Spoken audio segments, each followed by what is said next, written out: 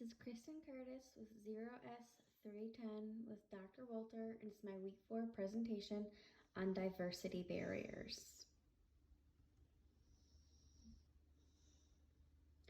A mentoring relationship is beneficial because it allows for a more knowledgeable or experienced person to guide a lesser experienced person. Throughout the mentoring sessions, lessons are given, goals are determined and outlined, and a relationship is formed between the mentor and mentee. With any relationship, especially a working relationship, there are issues and barriers to be expected to work through.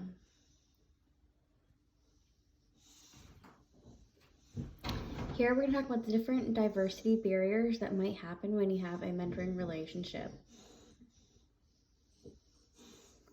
Some different examples of barriers include generational barriers, which is like an age gap.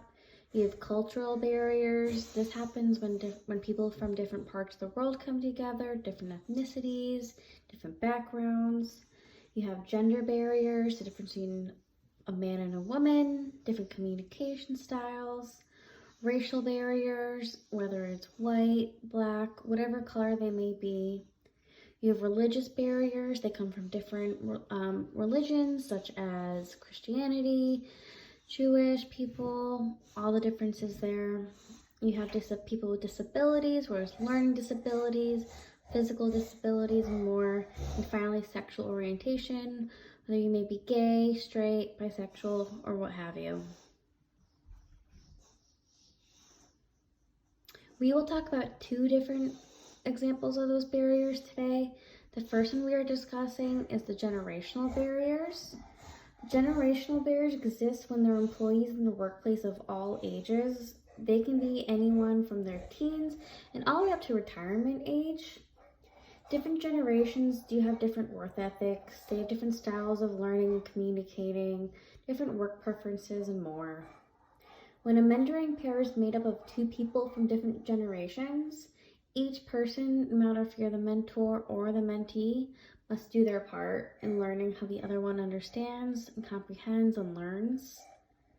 Mentors need to do their best to communicate effectively with someone outside of their generation. This is done by understanding the mentor's needs, expectations, learning preferences, and more. These could all be affected by their age. For example, the younger generations are more apt to learn virtually, online, mobily, and more. An older employee may thrive off more hands-on work, note-taking, etc. Now that we've talked about generational barriers, we'll talk about how to overcome them.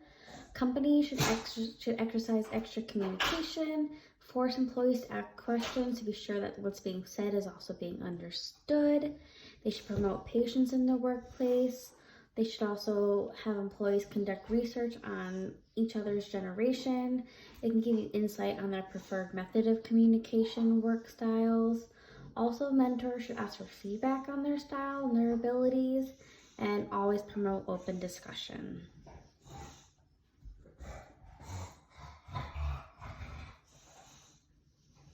Another example of a barrier we're going to talk about are gender barriers. It is true that men and women have different communication styles, so therefore it's not surprising that there are possible gender barriers when it comes to a mentoring relationship between a man and female. Emotional conflicts are possible, and their communication styles differ. Men tend to talk to provide information, while women tend to talk when asking questions, probing, continuing discussions, and more. Women also typically rely on feelings and senses, whereas men generally rely on facts and logic, so there can be barriers when communicating between the 2.